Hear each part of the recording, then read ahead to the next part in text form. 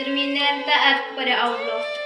Assalamualaikum warahmatullahi wabarakatuh.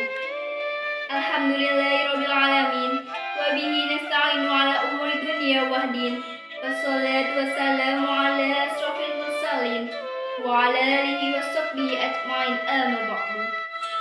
Alhamdulillah, pada hari ini kita patut bersyukur kepada Allah Subhanahu wa taala karena masih diberikan nikmat iman, nikmat Islam dan nikmat kesehatan hingga saat ini kita dalam kondisi yang sehat walafiat. Tak lupa sholawat serta salam selalu tercurahkan kepada junjungan Nabi Muhammad Shallallahu Alaihi Wasallam yang telah membawa dari zaman kegelapan ke zaman yang terang benderang dengan cahaya iman dan Islam.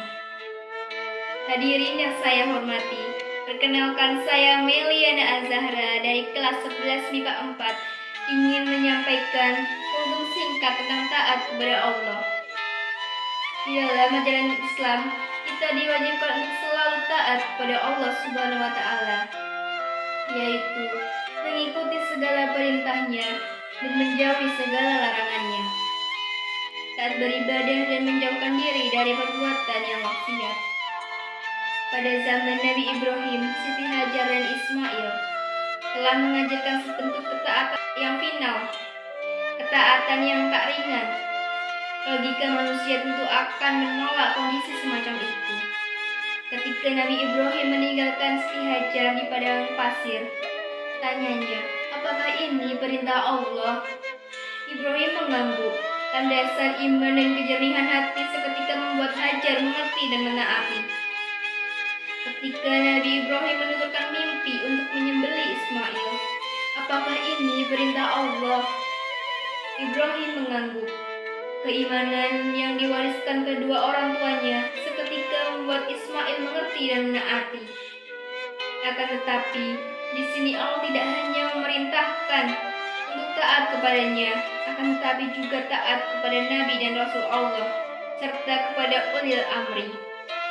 Seperti yang sudah dijelaskan pada firman Allah, surat An-Nisa ayat 59. Bismillahirrahmanirrahim.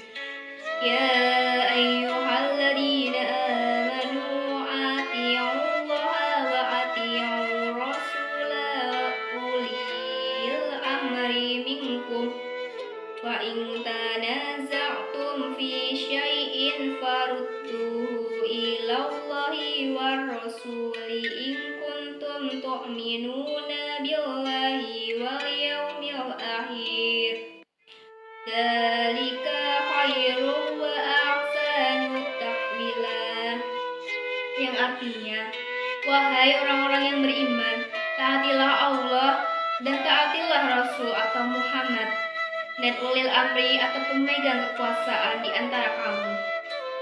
Kemudian jika kamu berbeda pendapat tentang sesuatu, maka kembalikanlah kepada Allah atau Al-Quran dan Rasul atau sunnahnya.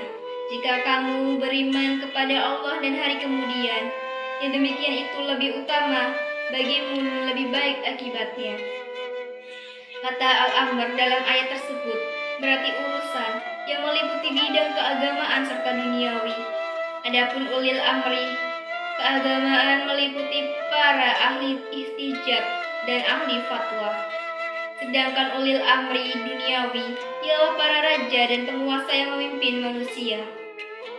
Melalui ayat tersebut, Allah Subhanahu wa taala memerintahkan hambanya untuk beriman kepadanya, Rasulnya, serta ulil amri yang memimpin mereka.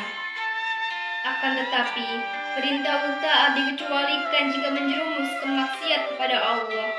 Lebih lanjut, Rasulullah SAW bersabda tentang larangan taat dalam perbuatan maksiat.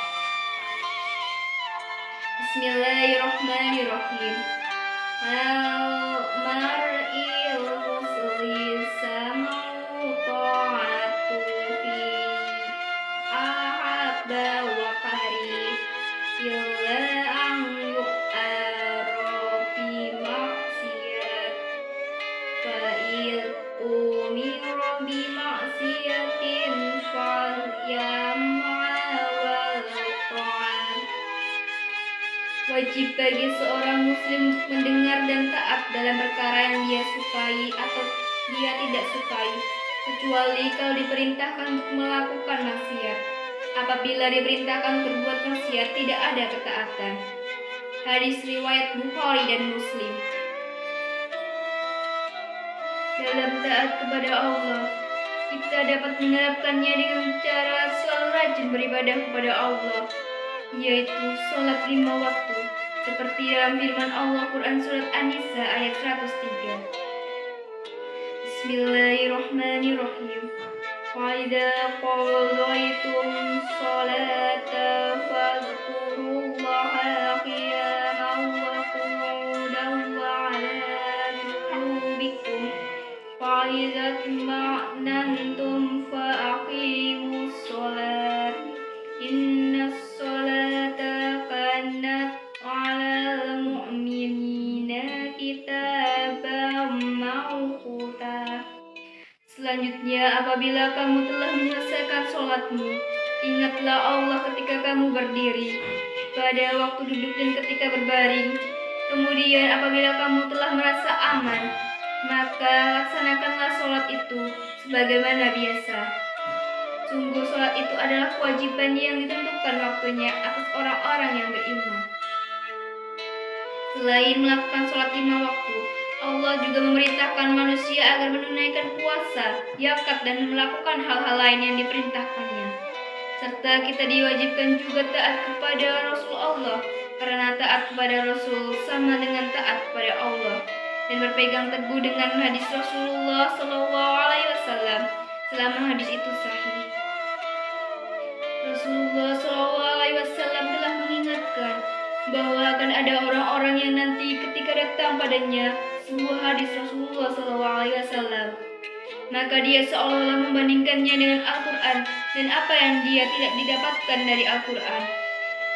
Orang-orang tersebut menolak hadis Rasulullah SAW dengan mengatakan hal itu tidak terdapat di dalam Al-Quran.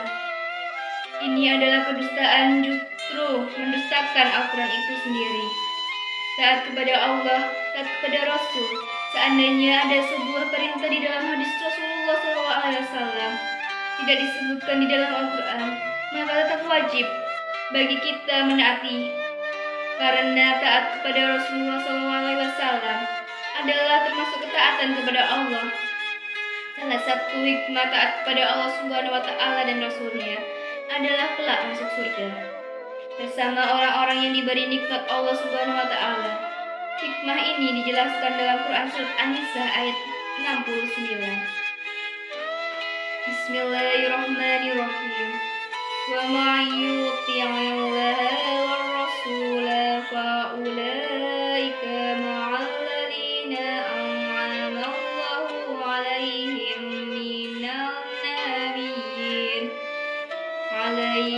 minan nabiyyin was-siddiqina wasyuhada'i was-sholihin wa hasuna ulaika rafiqa.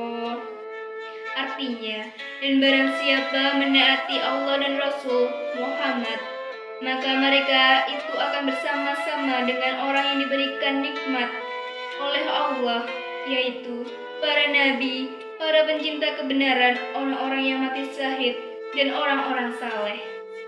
Mereka itulah teman yang sebaik-baiknya. Oleh karena itu, marilah kita selalu taat kepada Allah Subhanahu wa Ta'ala dan Rasul-Nya. Sesungguhnya perintah taat kepada Allah Subhanahu wa Ta'ala adalah suatu petunjuk yang terbaik untuk kebahagiaan di dunia maupun kebahagiaan di akhirat. Ketaatan hanya akan terlaksana apabila seorang hamba memiliki keimanan Allah dan Rasulnya tidak pernah memerintahkan keburukan bagi umat manusia. Apa yang tampak ganjil, apa yang tampak mustahil, apa yang tampak salah, hakikatnya tidak selalu demikian. Tugas seorang hamba adalah taat pada apa yang Maha Pencipta inginkan dengan segala kemahatauannya. Biarkan syukur dan sabar memperindah ketaatan kita. Sekian kultum singkat dari saya tentang taat kepada Allah.